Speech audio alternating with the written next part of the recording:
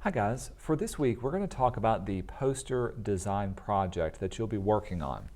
This is a fun assignment that's really meant to push your creativity both for creating visuals as well as typography.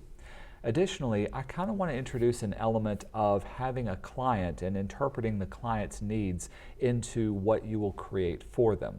So for this assignment, you're going to create a set of posters for an upcoming event, and we'll talk about where you can find the event's information. Now, these posters are going to have a specific target audience in mind, and you'll need to kind of research the needs of those clients and what they're expecting and what they're looking for to get an understanding of who their demographic is and additionally what would be appealing to that demographic. So keep that in mind as you read through the client's needs. Just to give you a quick overview, you're going to be creating 3 separate posters, and the client's going to give you the information that needs to go on those posters. We're going to keep it very simple in terms of information. What I really want to see is how can you come up with 3 good concepts that fit together for their brand. I'm going to give you the name of a group. It's going to have some information. I'm going to give you some photographs that you can montage and create together.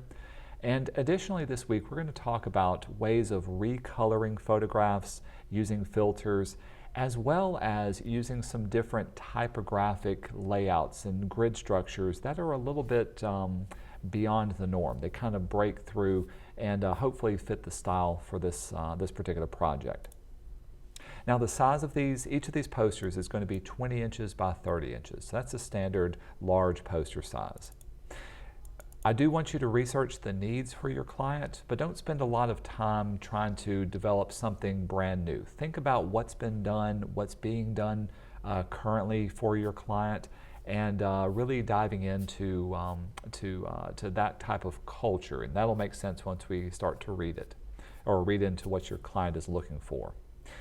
You can research any of this all that you want, but show how you're going to do this and put it into the needs of the poster. Also, when I give you any kind of information like logos, pictures, color schemes, make sure those are used inside of all your designs. So pay close attention to what I'm giving to you. And as a special note, I give this to a lot of my different design classes. I want you to have fun with this project. Don't think that it needs to be something that's very functional. I want it to be a little bit more artistic and expressive. The posters that you're designing for the client, they're going to have a fan group that you're trying to appeal to. And so this is meant to be something that's collectible for the fans of this group. And so I really want this to be the kind of thing that you would want to hold on to and keep if you were a fan of this client. So when we go to today's Moodle page, we'll get into the review and all the techniques and critiques. But when you download the project resources, here's what I'm giving to you.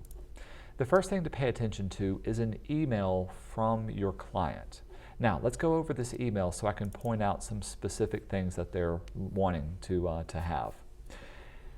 This email is from the lead pianist for a jazz ensemble, and the name of the ensemble is Free Space. So automatically you know the name of your client and who they are and what they're trying to do. They're a jazz ensemble named Free Space, and they're getting some posters for an upcoming tour called 20 Miles Ahead. So that's another important thing to keep in mind. It's the name of the band, the name of their tour, and they want these to be posters. So they're a new jazz band. They recently signed a deal with Palpitar Music. Palpitar is going to have a logo that needs to be a part of your posters design.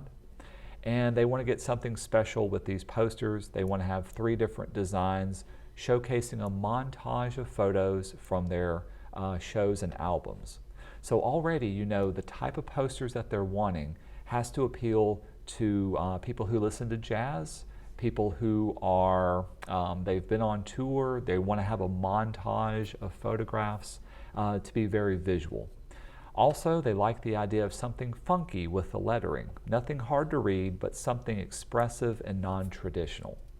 So off the bat, when you do research, what are some cool, funky jazz posters? What is it like to listen to jazz? What are some things that you could really get into? What are some visuals that would appeal to a jazz crowd? Now there's different kinds of jazz. In this paragraph, they explain who they are and what they sound like. They're experimental jazz, and they have a spirit of rock and roll. So a lot of their sets reimagine songs by Metallica, Rolling Stones, and the Eagles. So these are three different rock and roll bands that influence this jazz ensemble. So as you're doing research, research other experimental jazz ensembles. What does their album covers look like? What kind of social media do they have? Look up these different rock and roll bands. What do their posters look like? What do their albums look like? How do they appeal to their clients and their fan base? Their sound has a bebop beat with a smooth blend of sax, bass, and piano. And have a listen to the music to get an idea of their interpretations. So right off the bat, this gives you an idea of what they sound like, and inside of one of the folders, I'm giving you a sample of 3 different MP3s of their music. Now, these aren't a real band. I've completely made them up, and I found these as free jazz online. But have a listen to the music and come up with an interpretation. What does this visually sound like? What does a poster for this style of music come to mind? Or what do you think about when you listen to this music? Each poster needs to have be big and bold and look the way the music sounds. So there it is. Listen to the music and come up with a look and feel for that music. I'd like to see the instruments, but I really want to have a mixture of our photos. My friend says 20 by 30 is a good size for the poster, so there's your poster size. And they want to sell these posters at each of their gigs. The name of our band needs to be, and tour needs to be really big. So there's your Papa Bear largest, most dominant hierarchy in your poster. It needs to be the name of it, as well as being very visually appealing. But they also need their tour and ticket information. Now, here's the different venues that they're playing. So they want these venues to be featured somewhere on the poster's design, in addition to the name of the band and the name of their tour. So this is some secondary information. And the poster needs to feature their website, freespacejazz.com. So there's the main things that need to be on here, in addition to some logos that I'm giving to you. Let's have a look at the rest of it. Doop.